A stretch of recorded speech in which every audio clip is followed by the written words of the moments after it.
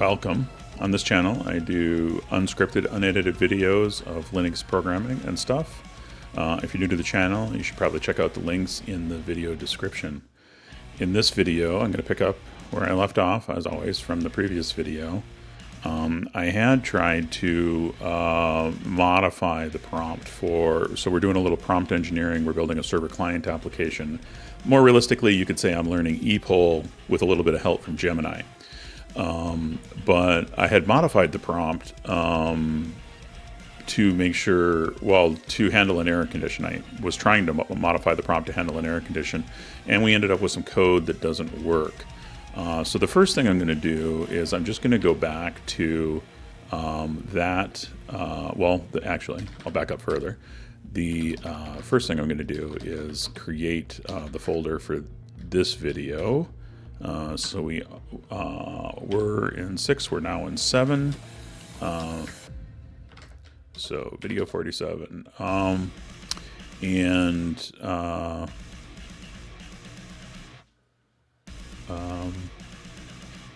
I guess what I want to do first is run it, take a look at the error, take a look at the code, and see if it makes any sense to me. So if we run this, and then that'll be fine. So if I run the server and I run the client, server closed connection or error. So the server is hanging up on the client, and what we get over here is we see the connection, we receive the message, we failed to read the body from it. But clear, and that's happening on an echo request. But I think, so let's try another one. And does it always, okay, so here's a reverse request. Again, same problem, right? Oh no, we got on the reverse request. Oh, did I forget to download a file last time? So here, reverse request is type 1, length 14. The response should not be unreversed. So let's take a look. Maybe I forgot to download the header file, or the message, message.h. So yeah, no, I think that's right. 012 is probably what we have here. So doesn't seem to be an issue. So let's open server. I should have kept this. I should have kept the line numbers here. Actually, let's just run it again. Or the split.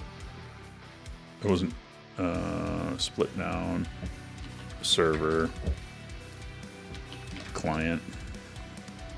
We're not getting any more. We're not getting that much details. So sending a time request, that came back just fine. Sending actually, so it processes the time request. It processes.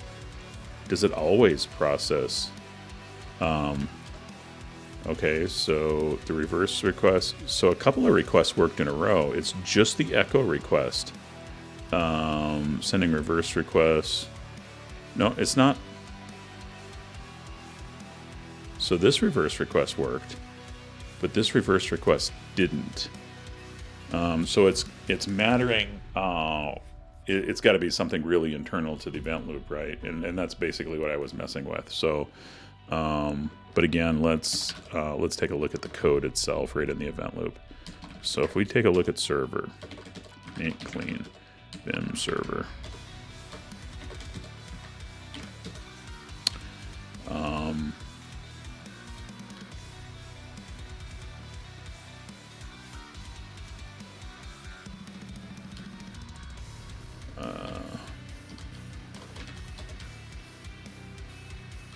Okay.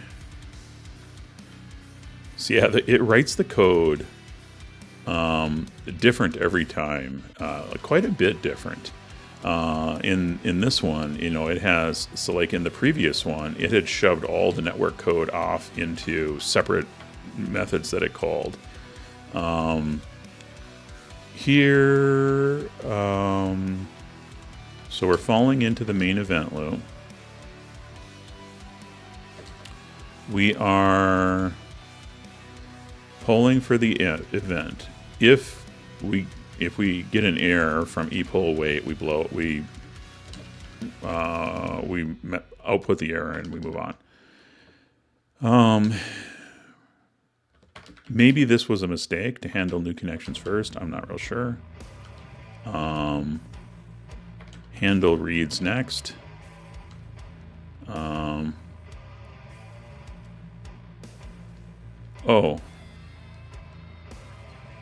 It seems like it's not handling... Oh no, because... Okay, I do think that the problem is definitely, and we'll learn more when we go to do some little learning around epoll, but let's loosen up the prompt so it can... I think I'm over constraining it and causing the error basically. So if I go look at the prompt,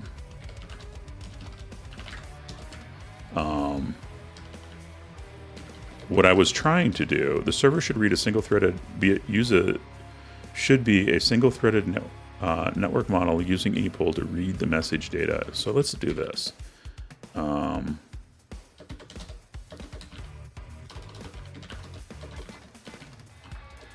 I think it was in, and we didn't save the response there, so I'll be out of luck if that's the case. This is where it gave this prompt gave the advice that I was trying to follow. That simply basically said that epoll in could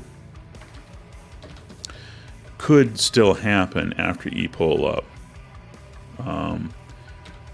The server should be sure to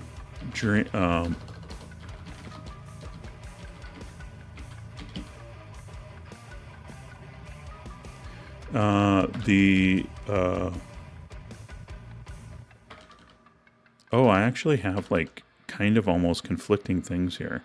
The server should be sure to handle epoll in after receiving, and then I have this should handle new connections, then read data, and finally all other event types. Well, I want to get rid of that, and the server should be sure to handle epoll in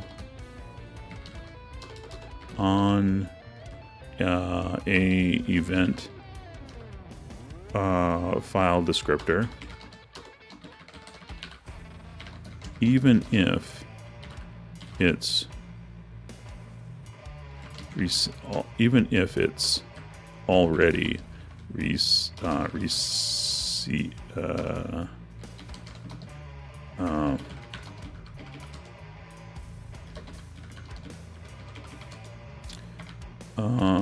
descript, even if it's already received epoll. I don't want to over constrain it. So like in the previous one, I was saying do this, then this, then this. Well, maybe they were just completely the wrong things to tell it to do. And maybe because something wasn't in the list, it didn't do it. And so essentially, I think I over constrained it. The server should be able to, should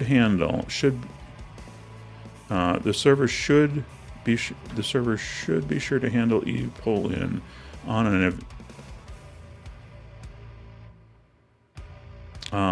event file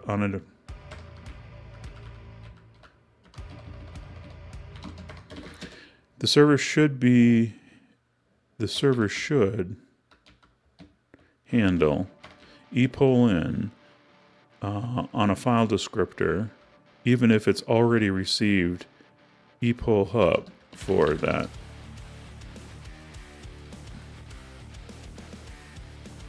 Should be able to handle epoll in for a given file descriptor, even if the server should be able to handle epoll in and epoll up in the same. The server should handle epoll in after epoll up for a given file descriptor. The server should handle epoll in after.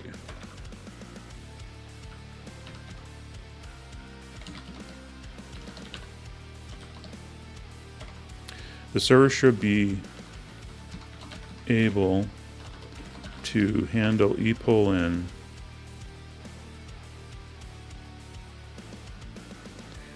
and epoll up for a given file descriptor in the same event loop, pass. In the same pass,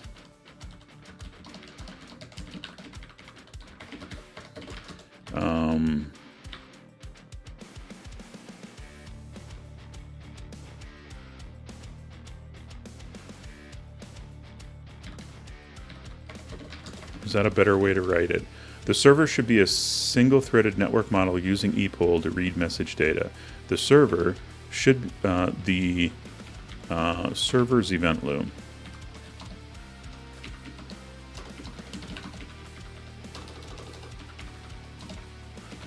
should be able to handle epoll in and epoll up for a given file descriptor in the same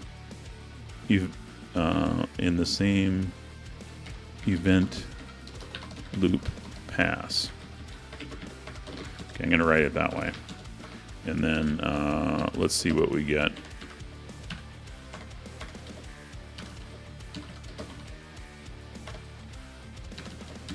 I keep missing the keys. There we go. So I'm going to reset.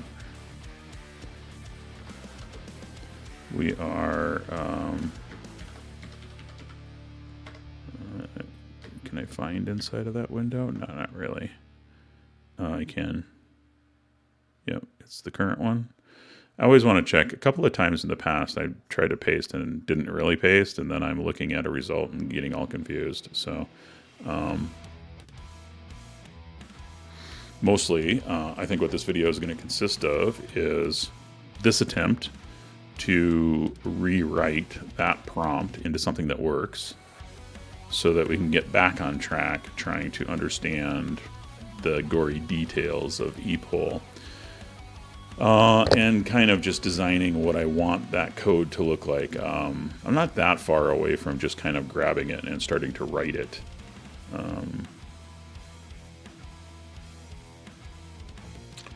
Okay, so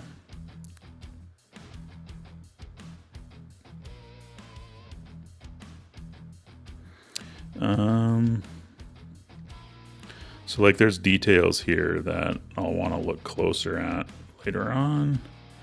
I know what I should do in this pass. As soon as we get it working, the next thing I'm going to do is I'm going to update the request for the dot diagram, the visgraph diagram, to include both the client and the server.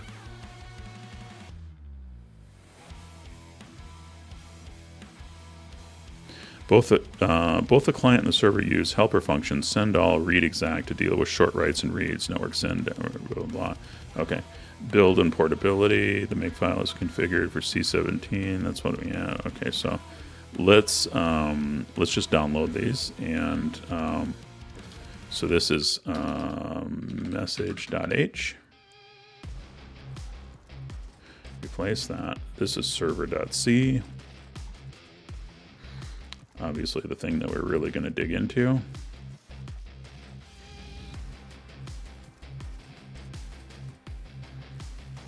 This is client.c.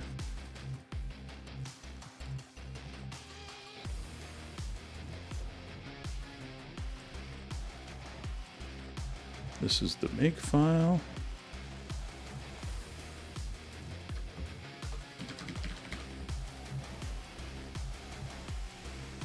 This is server flow dot.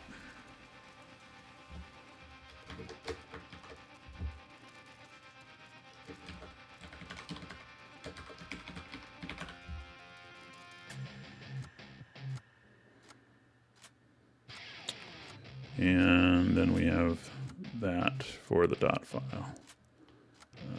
And then what we're going to do is we're going to come back up here. We're going to save this response. So we got the prompt, but let's also copy that markdown.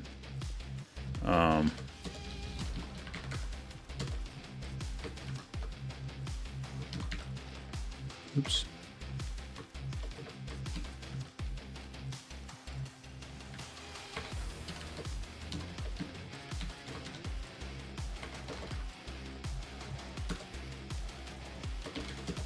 Okay, make clean, make, oh, it built it, no problems. That's half the battle. That's not half the battle. So we need to split the windows here, and we'll start server, and it's listening, and now we'll run the client. And server closed, on error while reading. Okay, so we're having appears to essentially be the same problem. So now let's just assume that we have to dig into this better.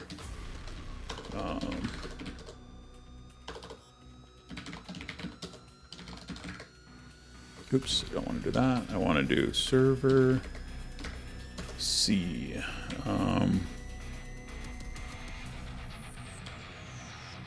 Ooh, I know what I'm going to do.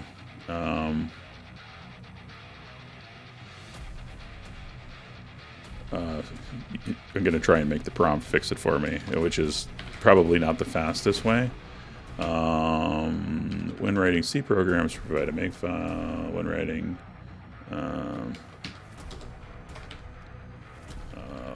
write a C program named server. When writing C programs, use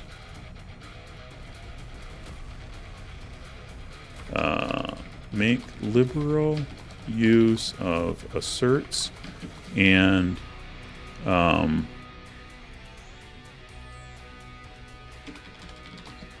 logging for to make liberal use of asserts to check for invalid to check for valid arguments, valid function arguments. When writing C programs, make liberal use of debug level log output. Log. Debug logging. That's better.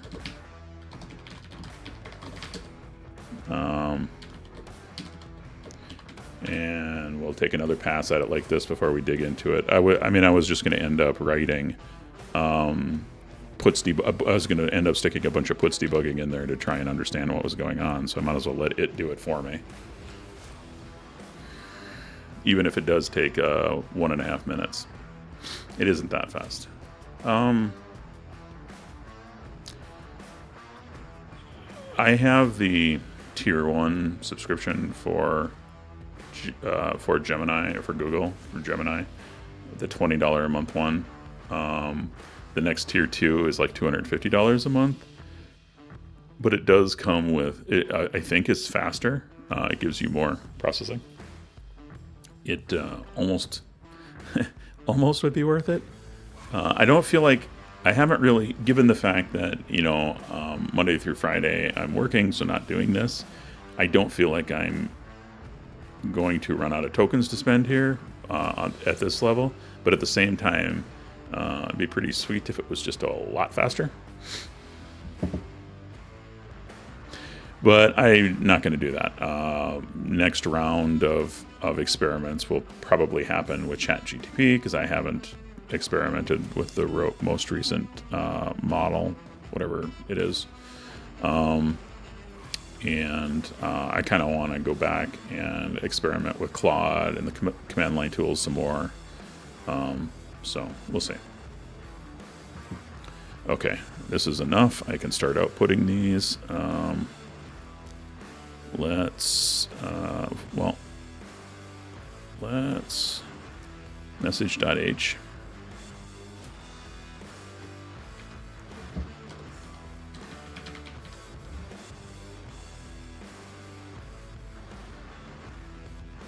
Server.h.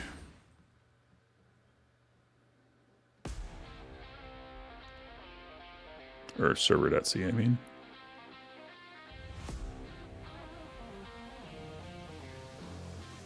That one will be client.c.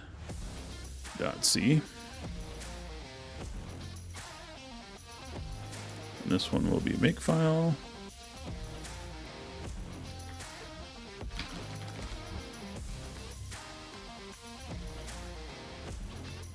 And I should have really honestly corrected the dot file to be both programs. So this is server flow dot.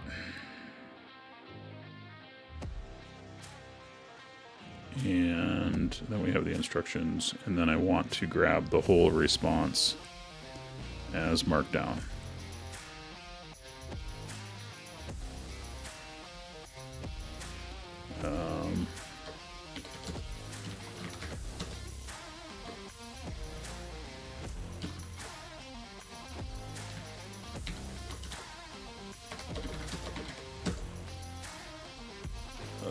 Make clean, make. Let's split the windows and do server, and then do client.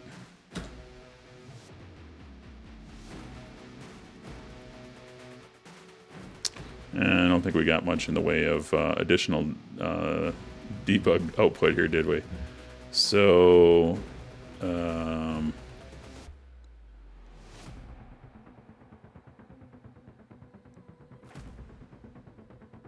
it looks like, okay, so does let's find out some information here.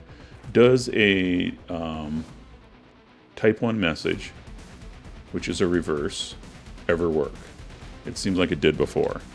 So type 0 seems to have worked. It went on to it did an echo, it worked. It's doing a whatchamajiggy, a reverse, it crashed. So let's do an echo again, or I mean, no, I can't control it. It does a time, it passed. Echo, crashed. So the second one seems to be crashing so far.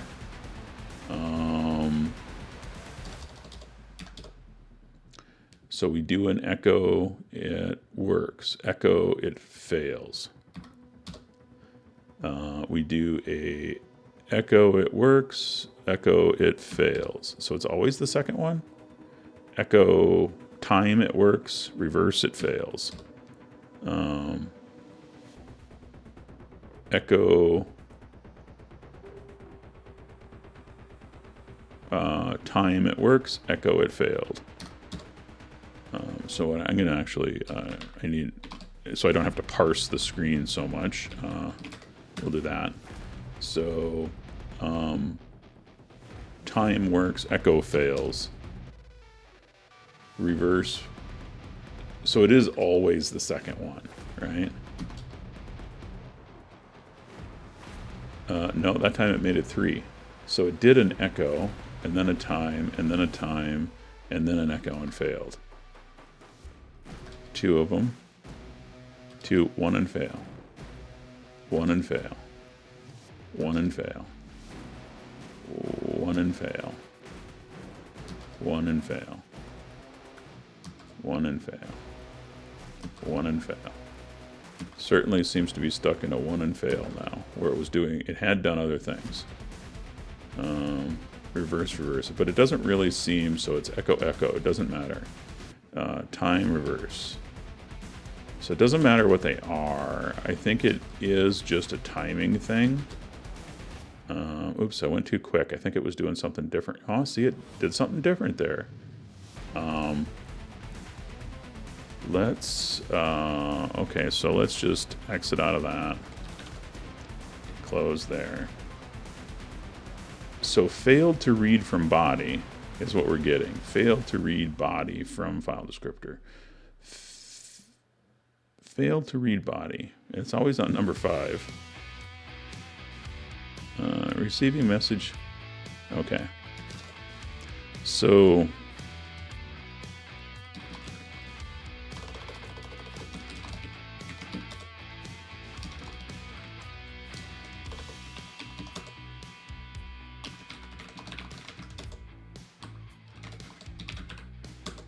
failed to read body. So we're dying here.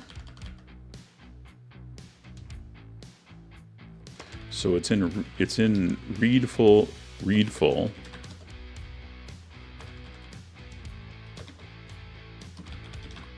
No, I don't want to do that. I want to split.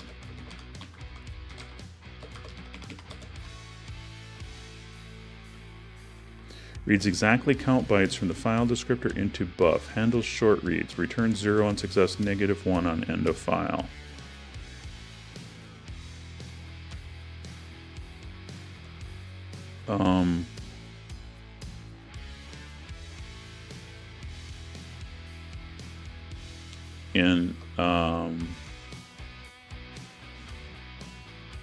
Failed to read body is all we're getting, and we don't know which thing failed, right? So what we would benefit from here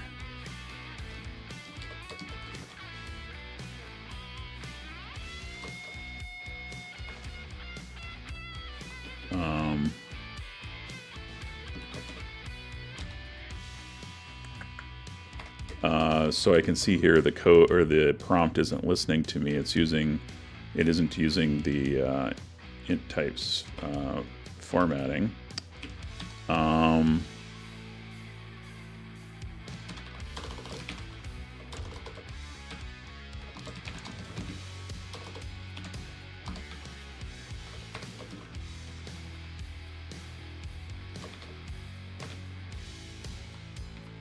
just putting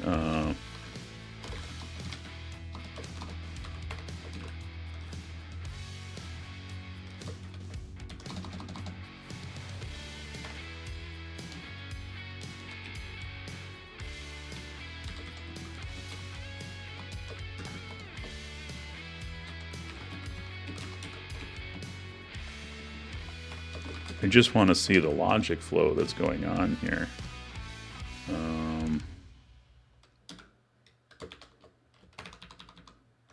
I don't need to do anything, but there's this. So let's undeclared first use. Oh, line 47, Vim server.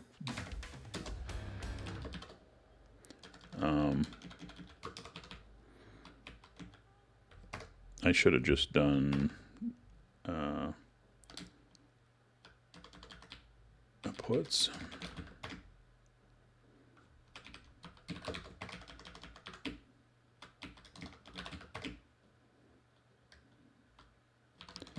Oh, I bet you it's f puts because we're passing the stream. Or is it puts f? We'll find out.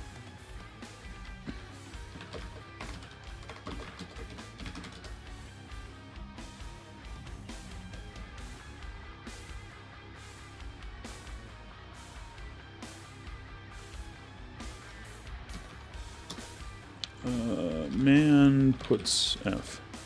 Man f puts. So it's a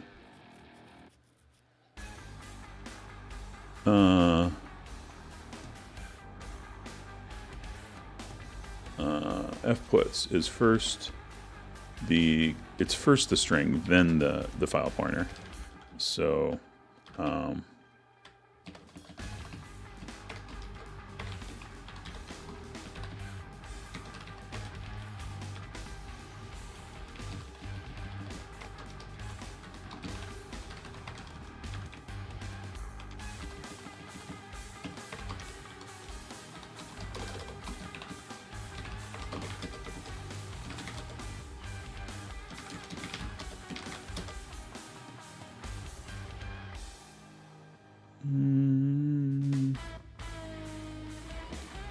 Where did I... On line 40, did I not save something?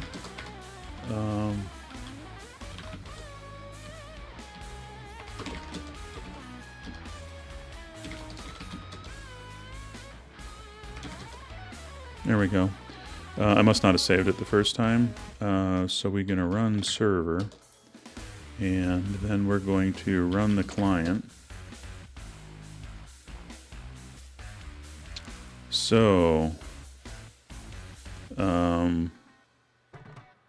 we're in 0 bytes red. So it actually could be a client problem too. I mean, I'd have to look. I don't think so. I guess I'll add, I'll go into there so I can get more. I need the client to tell me exactly what it's sending. It turns out though that that will be happening in the next video. So this didn't go as smooth as I thought, but hopefully we get it solved next time. See you guys all there.